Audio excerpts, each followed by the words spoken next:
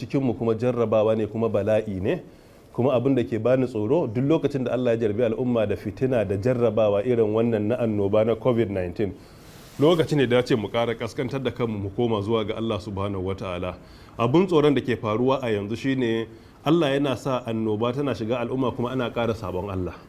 Bil haƙiƙa wannan bala'i ne. Abin da zan faɗa a karkan fyaɗe, akwai haƙƙin hukuma, akwai haƙƙin iyaye, akwai haƙƙin 'yan matan da ake musu, akwai kuma haƙƙin mazan da suke, kowa akwai nauyin da Allah ya ɗora masa dole ya gyara.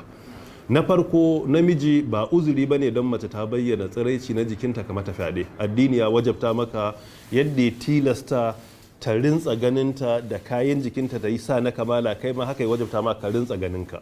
In wata ta fito waje ko da tsirara take yawo, tsanani ka kawar da kanka ce a uzu billahi, kar ka kara kallo. Cewa ita ta bayyana tsiraici bai zama dalili ba. Na biyu, ita kuma haƙƙi ne akanta da sanya kaya na kamala, ta rufe jikinta, duk abin da zai jawo hankalin wani gare ta da bai dace ba kada ta aikata. Na uku, shi yasa tsarin addini an karantar da mu mutum ya dage yayi iya kokari ya zama yana rintsa ganinsa, kuma ba a so namiji ya keɓanta da matar da ba ta saba, sai dai in akwai wani ko wata a wurin da ke da wayo zai san me ke gudana ko ta san me yake gudana. Duk waɗannan matakai na shari'a ne. Iyaye su saka ido akan 'ya'yansu maza da mata, me suke aikatawa, ina suke zuwa, me yake faruwa gare su. Na gaba a cikin society mu kai makura wajen sa ido na cewa idan aka yi wa mace fyaɗe ta bayyana, kar a kyamace ta, saboda shine kuskuren da ke faruwa. Wasu za a tozarta su amma suna tsoron su faɗa, don in suka faɗa za su shiga cikin wata matsala. To bil hakika wannan kuma wata fitina ce mai girma. Mu tabbatar mun saka ido a kanta, mu cewa in suka shiga damuwar aka musu, mu ja su a jikin mu ji koke-kokensu, mu tsaya mu tabbatar mun bi kadunsu da haƙƙinsu.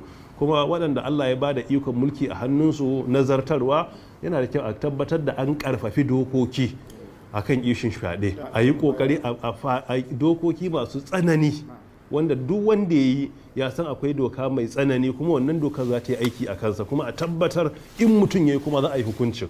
Duk lokacin da aka yi doka kuma ake hukunta wanda ya laifi, cikin taimakon Allah subhanahu wa ta'ala za a samu sauki na aikata wannan laifuffuka da. Ina da imanin duk doka da kace dan adam ne ya ta daman sai an samu nakasu a cikin ta, wannan abu ne da ba makawa. Dokar da ba a samun gyara a cikin ta ce dokar Allah subhanahu wataala. Amma doka ta dan adam tana buƙatar daga lokaci zuwa lokaci a mata garan bawul. Bil haƙiƙa karfin dokokin da ake da su a Najeriya akan hukunta fyaɗe na buƙatar a sake waiwayan su, musamman saboda yadda abun yake zama ruwan dare. A ƙara waiwayan su. Akwai abin da suke cewa lakuna a law, shine zai ga wata magana ta yi harshen damo, sai ga kuma bata fito fili ba, sai a je kotu a yi ta musu. Ya dace a yi doka tsayayya kawai, duk wanda ya kaza ne. Sannan kuma irin waɗannan dokoki idan aka duba aka ba wa addini muhimmanci, za a ga addini ya yi magana a kansu. Idan fyaɗe babu aiki da force, babu aiki da ƙarfi, babu barazana ga ran mace ko mutuncinta, aka yi ana ɗaukansa a matsayin zina ne, kamar yadda ya zo cikin suratun aya ta 2, azzani wa zaniya azzaniyatu wa zani fajlidu kulla wahid minhuma mi'ata jalda, a cikin sura ta an-nur aya ta 2. In kuma ya zama akwai aiki da force da ƙarfi da barazana ko da makami, to wannan kuma hukuncinsa yana cikin suratul ma'ida da Allah yake mana magana akai innal ladina yuharibuna Allah wa rasulahu wa yas'awna fil ardi fasadan ay yuqattalu aw yusallabu aw tuqatta aydihim wa arjuluhum min khilafin aw yunfaw min al-ardi, cikin ma'ida aya ta 33. So idan muka duba waɗannan dokoki ne na Allah subhanahu wa ta'ala.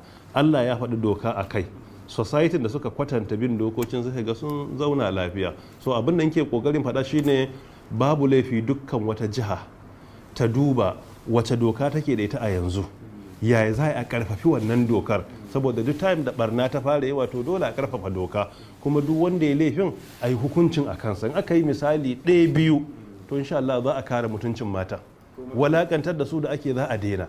Amma mutum ya yi faɗan aje a yi ta dogon turanci a kotu, abu ya ƙare, akwai gyara. Wajibi kuma kotuna su tsaya su duba al'amarin. A ce kes ya akai kes shekara 5-10 ba a gama ba, irin waɗannan an kai su duk tsanani a ce sati 2 an gama magana, kowa ya ji hukuncin da aka yi wani, to sai ga take mai niyan yi ma ya daina. Wanda ma ya taɓa shekara 20 sai ga ya kaure ya koma wani gari, kar ma a tuna me yayi.